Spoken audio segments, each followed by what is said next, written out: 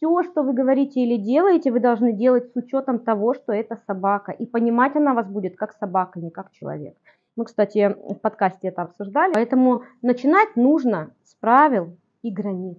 И если вы с первых дней устанавливаете правила, например, что с вами спать нельзя, тогда собака будет абсолютно спокойно, щеночек, воспринимать, что вот у него есть место, и он будет спать там. И там безопасно, там спокойно, там он может отдохнуть, и там его никто не трогает.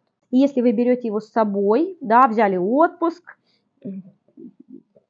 лялечка, да, с рук не спускаете, потом вы уходите на работу.